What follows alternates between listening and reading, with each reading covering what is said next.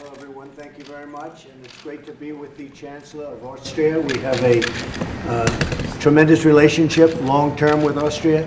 And we're going to be discussing numerous things, immigration today, but we're also discussing trade. We have a very big trade presence and a very good relationship on trade. Do a lot of business with each other. And Chancellor, it's very nice to have you. Thank you very much. Thank you. Please. Thank you, Mr. President, for receiving us here in the US and the White House. It's a pleasure for my delegation and for me to be here. Austria, as you probably know, is compared to the US a very small country, but we are a beautiful country. It's true. We are an economically quite strong country. You would probably say a great country. We are in the heart of the European Union, an active member state of the European Union. As a small country, we need international cooperation, and therefore I hope that we can discuss now our bilateral relations, but also the relations between the European Union and the United States of America. Of course, trade and how we can gain economic growth for the US, but also for Europe, and probably international issues like Middle East, Korea, Right. and probably also Russia. Thank you for receiving us. Thank you very much. Thank you. Appreciate it. Thank you. Thank you. Mr. President, are you going to impose auto tariffs on the Europeans? Well, it's something we certainly think about. We're trying to make a deal. They're very tough to make a deal with the EU.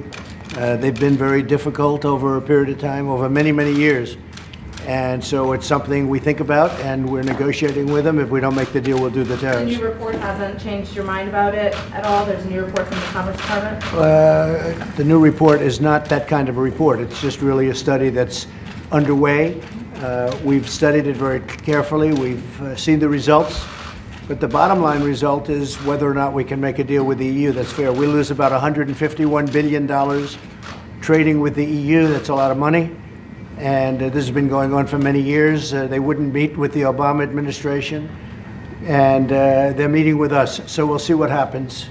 We'll see what happens. Mr. President, should the Mueller report be released while you're abroad next week? That'll be totally up to the new Attorney General. He's a tremendous man, a tremendous person who really respects this country and respects the Justice Department. So that'll be totally up to him, the new Attorney General. Yes. Mr. President, what do you expect from Austria? That, I guess, from what I understand, that will be totally up to the Attorney General. Okay? Mr. President, what do you expect from Austria? Decriminalize homosexuality. Are you doing that, and why? Say it. Your push to decriminalize homosexuality around the world. I don't know which report you're talking about. We have many reports. Anybody else? Mr. President, what do you expect from Austria? What do you expect from the Austrian Chancellor to do in European policy? Well, we're just going to have a great meeting. We have a great relationship, and our countries have a great relationship. And he's a very young leader, I have to tell you. You are a young guy. That's pretty good. But the problem with the age is getting better from day to day. That's so. right. Someday you won't be saying it. But we have a very good relationship, and we have a great trade relationship, and that's pretty much what we're going to be talking about today. Are you considering replacing Dan Coates as your Director of National Intelligence? I haven't even thought about it. Mr. President, you spoke to the Prime Minister of Japan today. I did.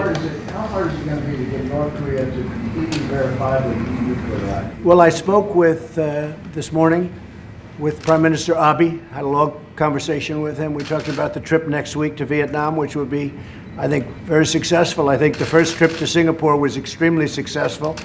We'll be meeting with Chairman Kim for 2 days, and I think we'll accomplish a lot. We started off with a very good meeting, and I think we'll continue that along. I don't think this will be the last meeting by any chance, but I do think that the relationship is very strong. When we started, as you know, there were a lot of problems. There was the missiles going all over. There were hostages that were being held. There were remains that we wanted to get back. There were many, many things. Now there's no nuclear testing, no missiles going up, and we have a good relationship, very good relationship, I'd say. So I spoke with Prime Minister Abe of Japan about that, and we compared notes, and I think we are very much on the same wavelength. It was a good meeting, good conversation. They seem very reluctant, the North Koreans, to denuclearize. You think you'll be able to make it? No, I don't think they're reluctant. I think they want to do something, but you know, you've been talking about this for 80 years. They've been talking about this for many, many years, and no administration has done anything. They've gotten taken to the cleaners. And I think we have a really meaningful relationship. We'll see what happens. The sanctions are on in full. As you know, I haven't taken sanctions off. I'd love to be able to, but in order to do that, we have to do something that's meaningful on the other side. But Chairman Kim and I have a very good relationship. I wouldn't be surprised to see something work out. I really believe that as an economic power, because of its location in between, I mean, you look on a map and you see Russia, China, and right in the middle of everything is South Korea, but North Korea right smack in the middle. So you have Russia, China, and then South Korea, and this is right in the middle. Tremendous potential for economic well-being long-term, and I think he understands that very well. I think he might understand that better than anybody. So they have a great, great potential as a country, and I think that's what they're looking to do. We'll see. But we've made a lot of progress. We've made a tremendous amount. That doesn't mean this is going to be the last meeting, because I don't believe it will. But we have subjects to discuss which will be very fruitful, I believe. Mr. President, can Austria... On Andrew McCabe briefing McConnell and Paul Ryan and Devin Nunes, telling them about the investigation into you? Well, I think Andrew McCabe has made a fool out of himself over the last couple of days, and he really looks to me like sort of a poor man's J. Edgar Hoover. He's I think he's a disaster. And what he was trying to do was terrible, and he was caught. I'm very proud to say we caught him. So we'll see what happens, but he is a disgraced man. He was terminated, not by me, he was terminated by others.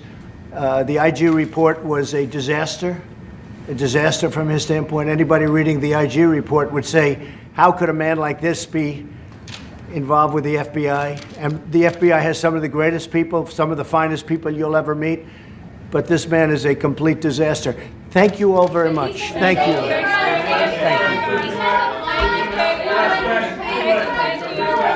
There will be an issue. Thank you. Thank you very much.